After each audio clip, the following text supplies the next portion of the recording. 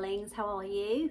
It's so nice and lovely to be back. Welcome to the broadcast. If you've read my blog, you know why I've been missing in action, okay? And it's because I'm not sure if you can tell or not, but I've got a bit of makeup on it. But yeah, I've been doing a small flesh-colored mole here and here upon my chin and cheek area. And so I've been using this enzyme called cell food drops, and I've been putting it on there, and it's basically like acid and it's burning it off. So if you've ever had like a peel on your face, now I've never done it before, I've never had a peel, but what I've heard from people and women, my mom's had one at one time to I guess like help with the wrinkles and everything. And so she said it's sort of like putting your face in fire, and for a couple of days it's very, very hot and red and everything. But I've got a bit of makeup on it, so I've got a few days more to go. But I wanted to get this video out because I think it's very important, and I've really missed you, and I've really wanted to be responsible and accountable and showing up every day like I said that I was going to, and that I am, and I'm living in the moment, and I'm taking, you know, action as far as putting one foot in front of the other, which, you know, I've talked about a bit on my blog. So if you are, you know, fancy a bit of reading, you know, swim on over to my blog and also sign up for the email so that you can get, you know, beautiful little notifications. I call them love notes in your mailbox. And I don't send loads of emails out. Like I understand, and I'm very respectable. I'm a respectable person, so I will not send you anything unless it's like a release of my book, or we're having a Stillwater, a Petticoat Society small gathering, or some, you know, a live stream, which I spoke about a few of those on the last blog post. So if you're interested and you think that this would be something fun that you would like to do and enjoy, you know, if you're not in my small little village, then it would be lovely for us to all have, you know, a good time. So one of the sorry, I should have said that I would and announce that I was going to give a few announcements. The one is going to be in May, which is going to be the celebratory occasion for the coronation for King Charles III, and the next one is going to be June 8th for Sawyer's release for his book, because it is also his birthday, and I thought that it would be wonderful and delightful to finally publish this book on his birthday, as if it's another rebirth of something, because in a sense it is. So I thought that would be lovely, and if you would like to join us, that would be wonderful, wonderful, wonderful for our community that we're creating.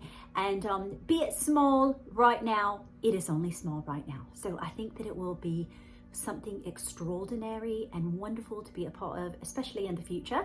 You know, I think it's so lovely. What do you think about it? I think it sounds like a grandiose time. What do you think? I think it's absolutely brilliant. But anyway, I wanted to share that with you, so let's get on with it. This broadcast is going to be about why I believe that, and from experience with, is why mermaids, landlocked mermaids, struggle with manifesting, and why believing in manifestation is such a difficulty at times, and women grapple with it. Now, I'm not saying everyone does. However, I'm going off of my own experience and understanding when I began understanding that I was a conscious creator and I was the God of my reality, and knowing that, and I've spoken to you several times on this and on my blog about it, is that it's a very difficult thing for, especially that women grapple with this or struggle with it. Reason that I struggled with it, and I think that it is more common than not. It's not very uncommon for us as women to struggle with manifestation if we were a part of a religious sect at any particular time in our lives, which, I mean, understandably, we're in the Western civilization, but I do believe it's very, very prominent across the world. You know what I mean? Whether you're any kind of religion, or there is this phenomenon that we do not have the capability of manifesting or having power over everything, because we're taught when we're little girls, you know, tiny little lasses, that we do not have the power to do that because we are mere mortals, okay? And so what I just really want you to understand is, I won't make this a drawn out video, okay? But what I really want you to understand is owning the presence of your authority as a God, okay? And so when I say that, what I'm meaning by that, because some women get a bit turned off by it and a bit, you know, defensive. And I don't want you to get defensive. What I want you to do is understand what I'm trying to teach you, okay? And I think that I had shared with you in previous video that I had a near-death experience. And some of the questions that I posed and petitioned source or whatever, like I didn't know who I was posing this particular question to, but I had this ongoing thought, an ongoing inquisitive nature about myself, that I wanted to understand what were the secret keys of the kingdom, and in the sense of a universal aspect. So when I had my first son at age 20, I had been inquiring of God and Jesus, like that was who, you know, when I was in religion as a young girl, to want to understand those answers to those questions, which I was never able to properly get because I was deemed unfit or inappropriate, just all of these negative connotations towards my personality, because I was a very inquisitive girl, and I was deemed reckless in wanting to know answers to things that were prayers of mine. And I would always go, obviously, because I was taught, you know, the hierarchy is you go to your, you know, pastor, or you go to your bishop, or you go to, you know, a higher council to understand the answer to these questions. And I could never get the answers to these questions. And so anyway, my greater source, the higher, my inner mermaid inner being, obviously knew of this, my fourth dimensional self. And so when I had my son and I was on the operating table, I literally believed that I died and basically came back into my body, because it sounds very much like what I've heard from other people that have also experienced this. So the questions that I had posed were, who is God? Now you have to understand the background and the circumstances of this particular incident when it happened to me, and I dismissed it for over 2, almost 3 decades because it terrified me, and I did not want to share it with anyone because I thought they would deem me crazy or mad, you know, and I was not in a self-secure way to own that presence of knowing with solidarity that I was a God. I am a God. You are a God. We're all gods. And so what I heard was, I asked the question to this source or this beautiful light or whatnot. And I won't go into detail because I think I've already explained that in other videos that I have published. But I remember asking and posing the question, what is life all about? What are we doing here? What is the purpose of me? What is the purpose of people? And it was very distinct. Obviously, it's very telepathic, just like how we all deal with, because we're mortals here on this third dimensional earth. And so everything is telepathic, everything is energetic. But at the time, I did not know, but I know what I heard. What I heard very, very clearly was, you are God, they are gods, which was all of the people in the operating room that were working on me in that particular moment. Was about 5 or 6 people. And basically that was the main gist of it, was that you are God, Raquel, they are gods. You are all gods for one united force to bring everyone into collective consciousness.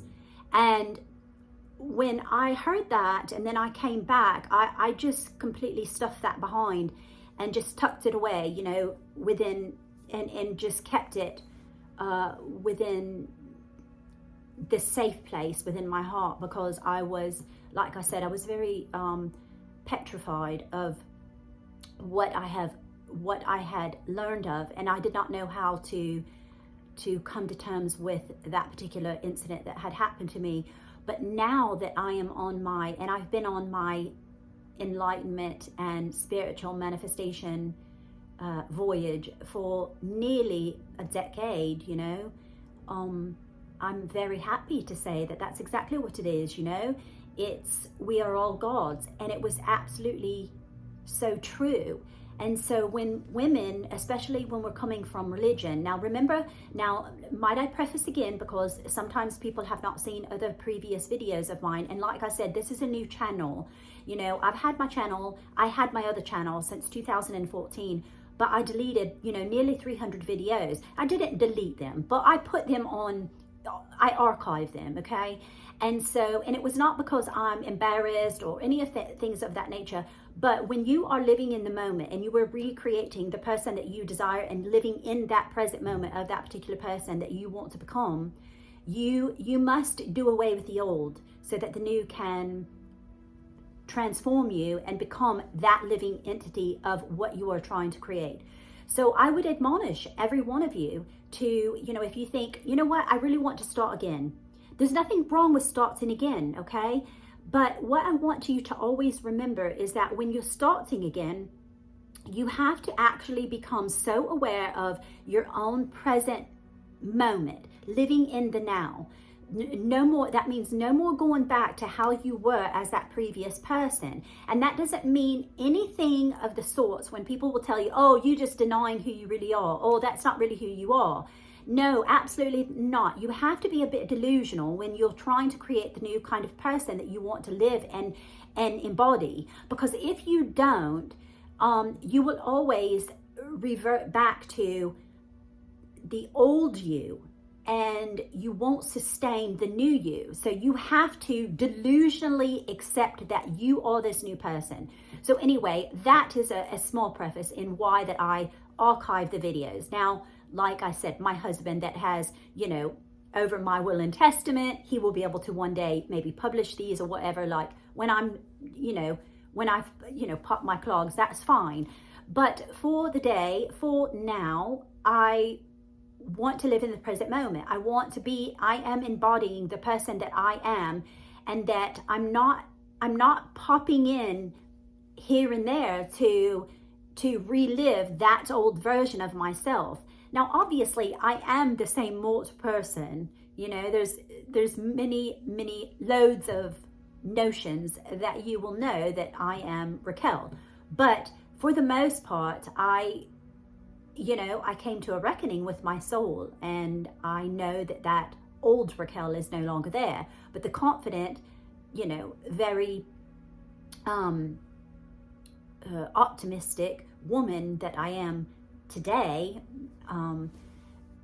that is who I am presenting. That is who I know will everyone embrace and adore, and there's nothing wrong with that. So I want you to remember that it's so important that you don't listen to other people, because you need to find your group, your little society of the people that resonate so strongly with you. And what you might learn and might recognize that when you are becoming that new version of yourself, you will probably do away with, or friends will go away, or people that you thought, oh, I thought I had so much in common with them, or even family members that you just no longer resonate with. But it doesn't mean that we're better than them. It doesn't mean they're better than us. It just means that you no longer, the old version of you, you know, the new version of you no longer resonates with those kind of energetic fields, okay? And there's nothing wrong with that. So embrace that, and it's all right. So the other thing that I wanted to continually talk about, I always say I'm not going to talk long, but you know me, I just love a good chin wag, don't I? Oh my goodness, I'm just always wanting to chat and chat and chat. You know what you can tell is that the thing that someone always deems you that's like inappropriate, or this is something that I've recognized just recently, and I've kind of always known it, but I've never really taken it to heart to the degree that I have now. But in the past like 2 weeks or so, it's so interesting that what I would love for you to do, and this is what I've been doing too, and I've found it very fascinating, is that the things that you have always been told, maybe by other people, or the thing that frightens you the most about yourself, or maybe frighten is not the word, but the thing that has always made you feel, perhaps, like me dressing old-fashioned, okay?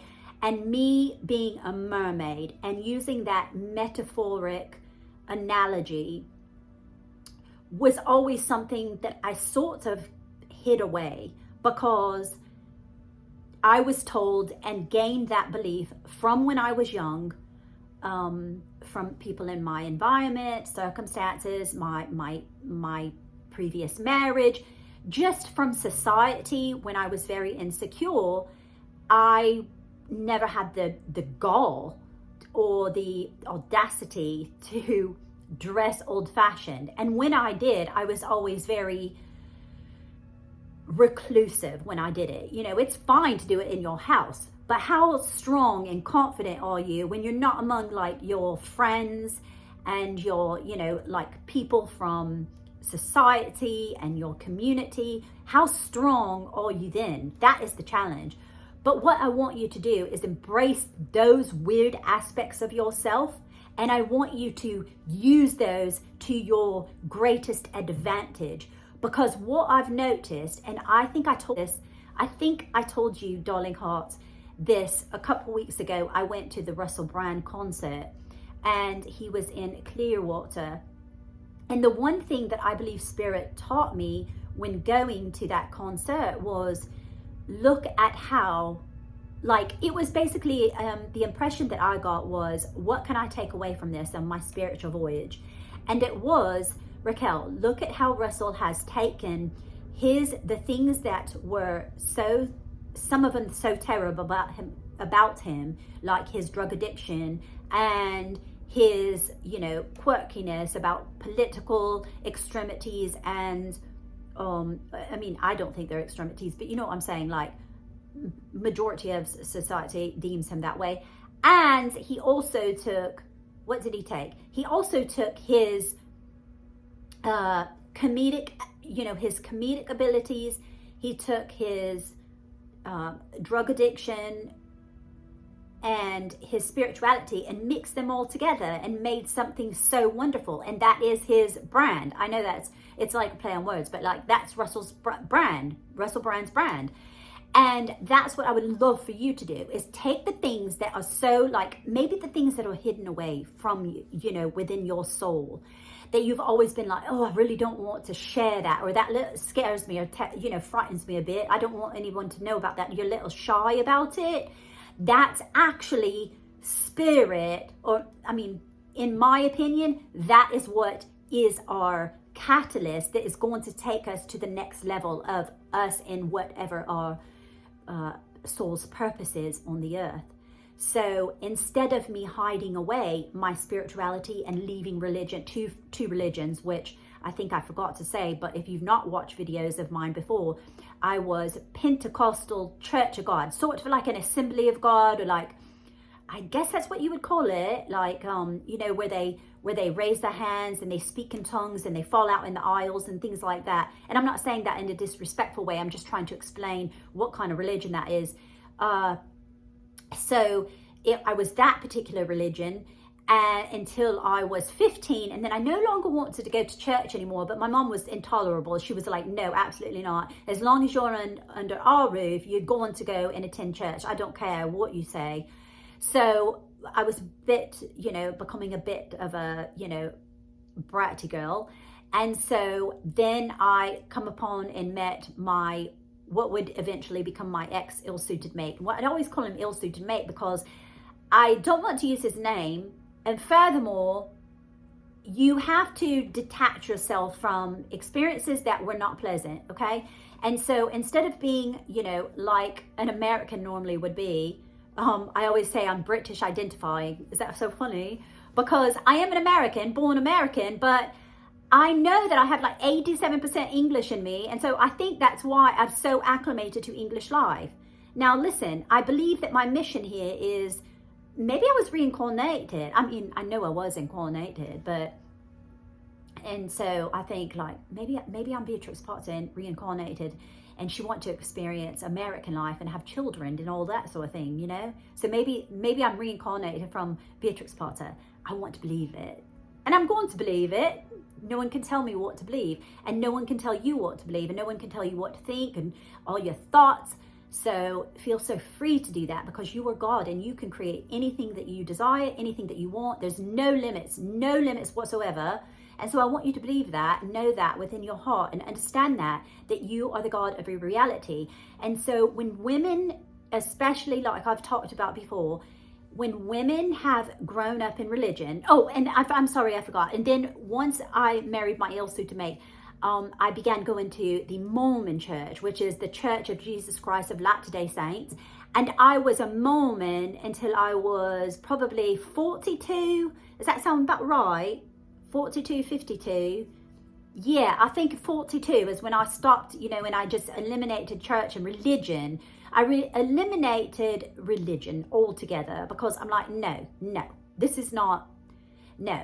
I've went through my entire life in two very prominent religions and never got my answers, never felt truly happy within my soul, and so I knew it had to be some direct reflection of what I was doing, because I was doing everything right by paper standards. You know what I'm saying? Like, I was reading my scriptures, I was doing all of these things that we're supposed to do as Christians, and I still was hollow inside. I was still not happy. I was still settling for, a person that I was married to that was a narcissistic,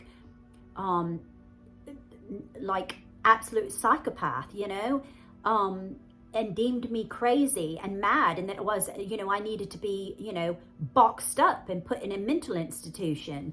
And I'm being a bit dramatic, but I'm a bit dramatic myself, and I'm doing that because I try to put some kind of bit of humor behind it, because how do we deal with pain? It's very good to deal with pain in the sense that you become funny about it. You know what I'm saying? Like when my son died, my son was brutally murdered, I would say, he popped his clogs or he croaked, that is how people deal with pain oftentimes. Deep embedded pain is they use laughter in comedy and humor, and there's nothing wrong with that. It's a beautiful thing. That's our spirit's way of knowing how we can survive and actually teach from those experiences. If not, you're going to be a puddle of mess, and you're going to be, in absolute tears all day long. And like, how can you help anyone if you never can retrieve and heal and grow and expand from your experiences, and you just become, a bitter old Betty? And who wants to be around a person like that? No, I don't. Do you? No, absolutely not. Anyway, so I became a Mormon. Anyway, all my life, I was depressed. I was on, depression medication. I was constantly trying to think that I just needed to pray more, or I needed to, what was wrong with me? I always felt like something was wrong with me. Why was I doing everything correctly from religious standards, and I still felt miserable and unhappy? And then you've got all the other things, and other people getting away with murder practically, and they're living their best lives, and they're not following the commandments at all. But I'm following the commandments and I'm getting the shaft here. You know what I mean? It's like, no, that's why. Because when you don't have a good notion of really what life and this whole world is actually about, and you're denying yourself the true aspects of your soul, but it's usually, that's why you become unhappy. And you don't believe in manifestation, because we've always been taught, I'm speaking of girls and young girls and women of all sorts, that if you're taught, especially as a young person, and you come to believe through your belief system of being, in religion, that you are always going to be less than, and especially add on top of that you're a woman, that you're a lady, that is even more deemed suppressive, okay? And so how is anyone ever supposed to get out of that believing in manifestation and believing that you can achieve and have all your dreams? Like, you can have your twin flame, you can have your soulmate, you can have this person, that person, you could have this beautiful home, happy life, live your dreams, I'm actually living my dreams presently. I'm presently living my dreams. And so I know with experience and from experience that I've actually done it. I didn't, I left my ill-suited mate. Listen, I was in a marriage for 25 years, married and sealed in the temple, as a Mormon. I raised all my children. My children went on missions. I did it all. So when you think about it, I know that if you're in this particular situation or circumstance at the present moment, I went from that, all of that, to being in a marriage, having kids, all of that stuff that deems that perfectionistic. My husband was in television and movies, and he had a great career. We lived nicely, we lived in very nicely. We were above average, and so I had all of the things from the external perspective, which looked perfect, or as perfect as you can possibly get, as far as physicality goes. But everything was in shambles beneath the surface. And if that is not something that you've heard nonstop in life, I don't know what is, like you say, it looks all so perfect. You look at these celebrities, and now that I see celebrities like not on a pedestal, right? I see them as like just normal. They're a person, they're people just like me. They're no better at all. Like, there's no one above you. And when you can start to recognize, you take the people, you take pastors, you take bishops, you take any kind of like the presidency of the church, you take the Catholic, the Pope, you take the Queen of England, the King of England, you take all of it down off the pedestal. No one is better than you. No one. And they have no more access. You are a god. They are a god. They might not know that they're a god in the sense that they don't understand it. They're still asleep. Okay? They have not been awakened yet. People in religion are not awakened yet. And that's not a bad thing. I'm just saying that they're not awakened. And it talks about that. If you want to use the Bible as a good instruction booklet, I don't use it as a literal, actual historical fact, but I do use it in the sense of instruction, because it was translated incorrectly. It's not a historical event, and I must continue to say that it is metaphoric, and it's giving you, different things to understand the secret keys. But most religions, nearly all religions, do not understand that. They're very limited in their mind and in their knowledge. They're asleep. And so that is what I know to be true. Listen, I've experienced it. I've had a near-death experience, and I've come back, and I know what it means now. And so when I say that, that's very jolting, and I understand that, especially for women, because, I get it. Because when I remember hearing about spirituality many moons ago, nearly a decade ago, I thought they were I deemed them eternally damned, that they were going to go to like outer darkness, or hell. When Pentecostal people believe that, they're going to hell, they're going to burn in hell.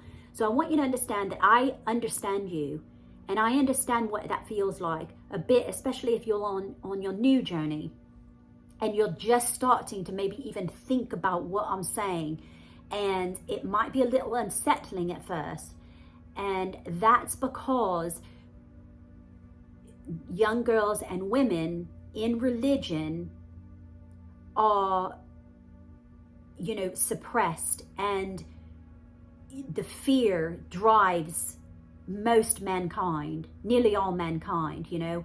And what you learn when you're a god is that, and understandably, when I say I'm a goddess and you're a god, we're all gods, okay?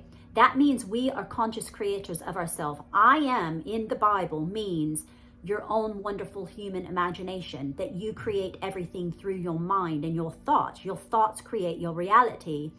So when I say that, when I'm saying God, like I was even chatting with my mom, you know, 4 years ago when I first moved here, and she, you know, obviously my mom is she's not a religion either. She has a relationship with her God, is how she likes to call it.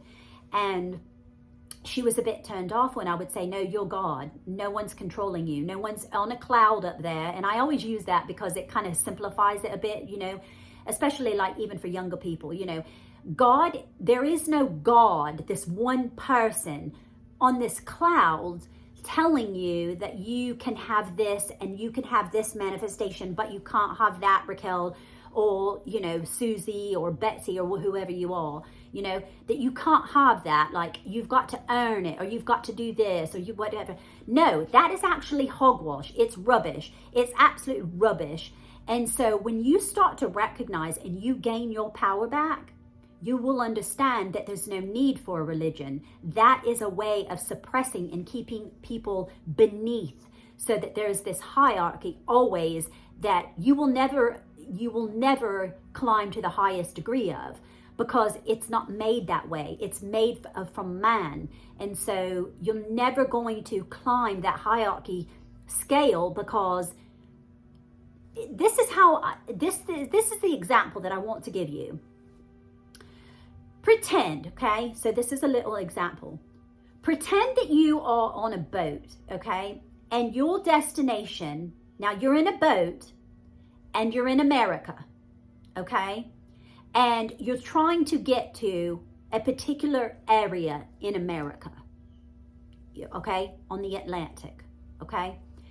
But I've given you a map that's an English map, and it is of the Pacific, okay?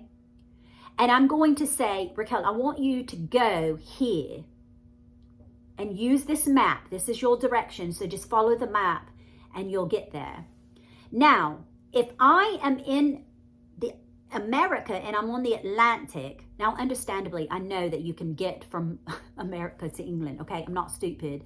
But what I'm trying to say is, like, say that the destination was only in the Atlantic. Like, I'm trying to get somewhere else in America, okay? I'm not trying to go to England.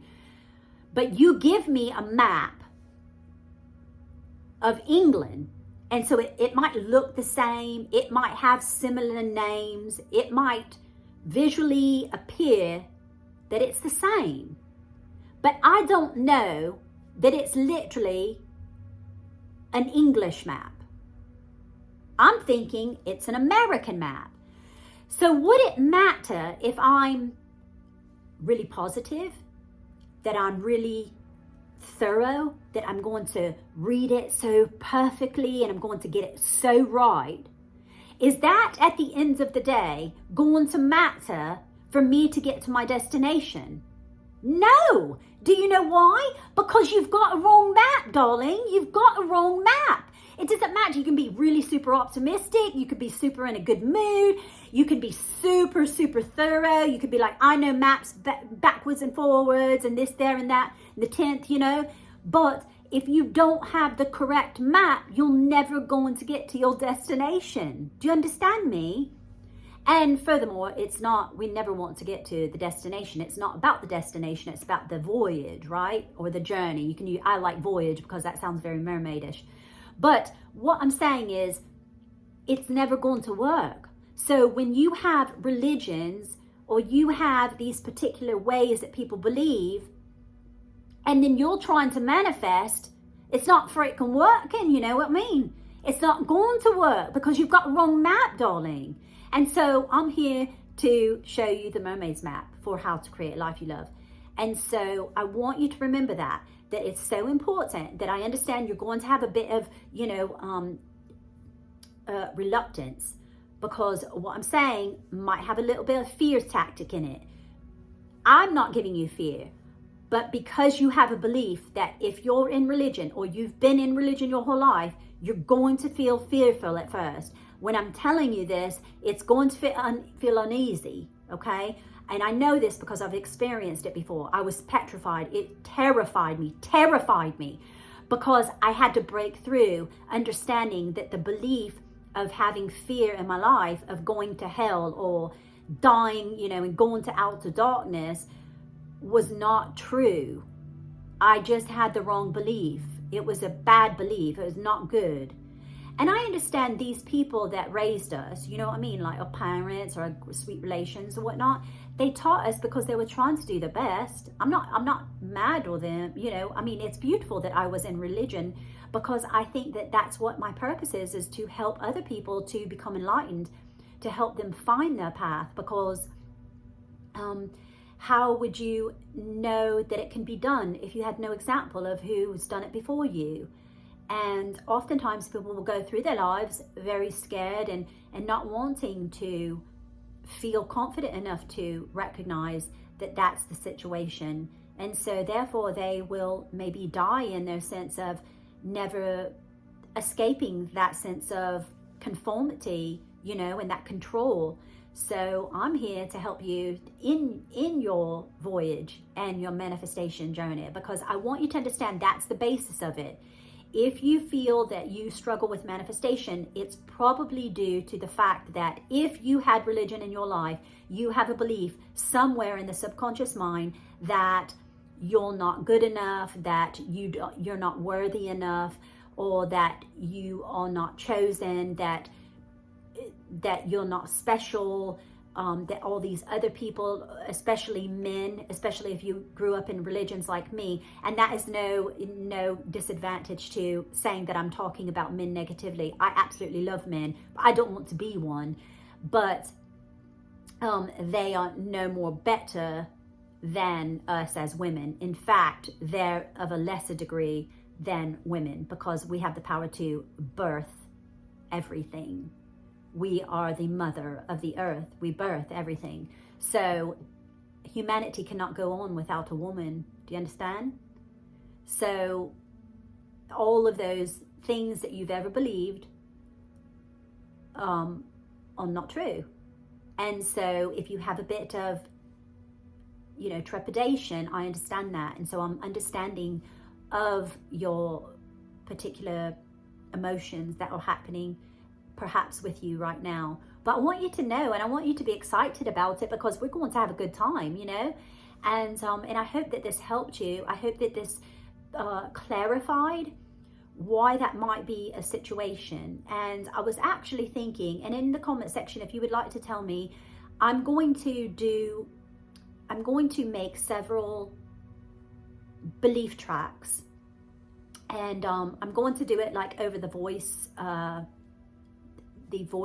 recorder that I love that one.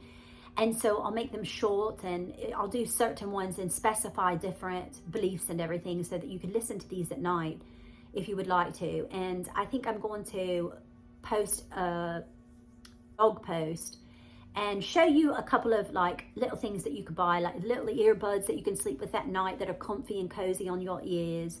And the voice recorder is actually, it's very easy to download if you have a cell phone. It's free, and that is what I'm all for, is that I want you to get free information, okay? We don't need to be charging.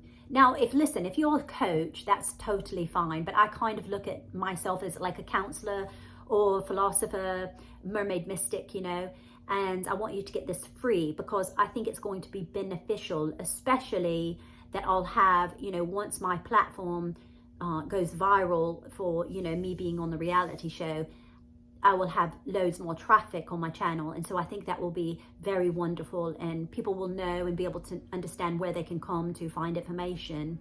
So that will be very good. But as far as that goes, there's not, the only projects and things that, from my Patreon, if you like, I do some things about my artistry and my writing, but for the most, and special selected blog posts that I really don't want the public. I mean, you need to pay behind the wall to do that, to read those kind of things. I've only done 1 or 2, I think. But mostly my Patreon is for all these fun projects that I'm doing for the Coastal Settlement.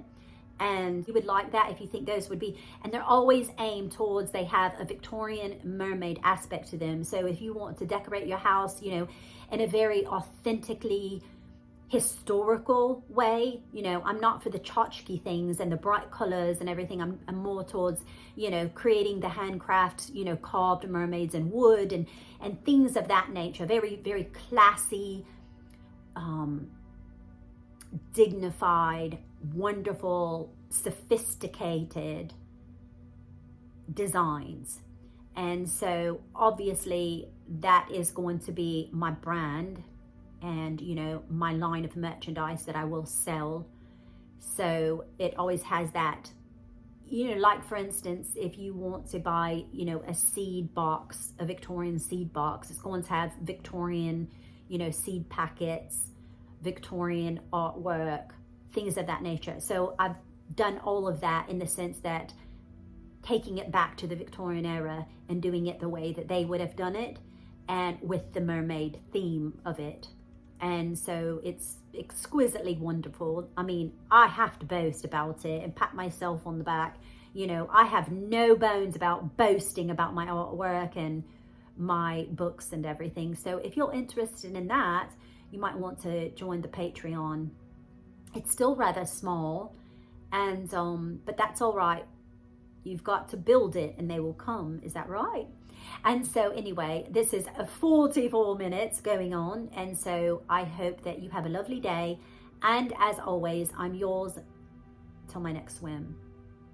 Cheers.